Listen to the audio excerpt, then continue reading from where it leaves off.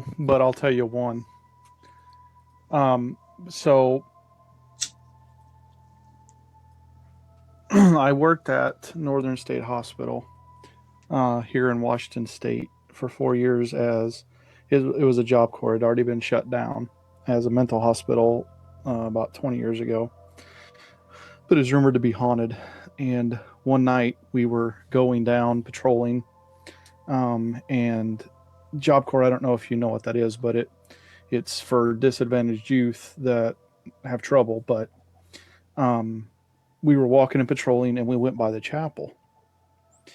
Um, and there's iron bars for a gate, and then there's probably 40-pound test weighted um, wooden doors that are secured by the state of Washington, who owns the property.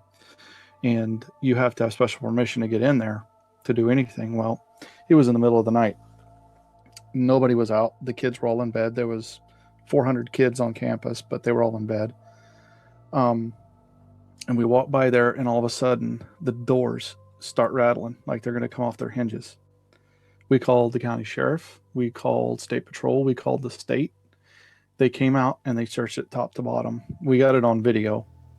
And not an hour later, the sensors in the main hospital start going off, their ground floor sensors. We go in there and check those out. And all of a sudden, there's this observation room. Back in the early 40s, maybe even into the late 30s, the Germans were students, and there was a teacher, a German teacher there, learning how to do lobotomies. This is pre-World War time, and they used a lot of these techniques in the concentration camps, unfortunately.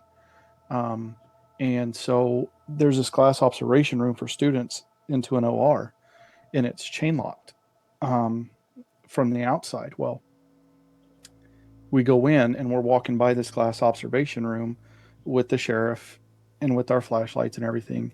And all of a sudden, we hear a rattle, and the glass blows out towards us.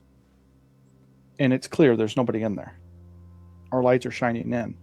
We saw no mist. We saw no sparkles. We saw nothing. And there, we've never went back in that building since. And so I don't know what's there, but I'm in seminary to be a pastor, and I know what walks this earth, and it scared the bejesus out of me. And you're only the second person besides the people who were there that I've ever told that story to. So I appreciate you listening, and feel free to share your thoughts on things like that. All right. Well, that's an excellent story. Thank you for sharing that. So, so the glass blew out and there was absolutely nobody inside.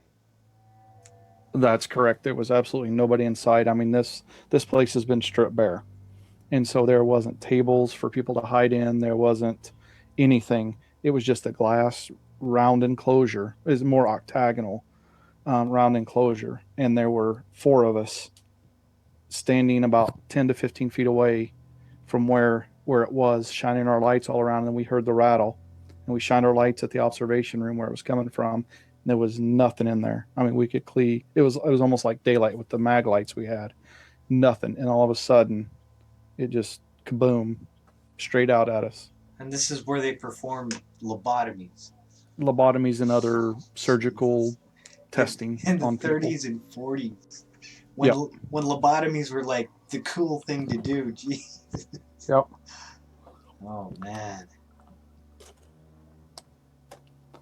That is crazy. What did you guys think after?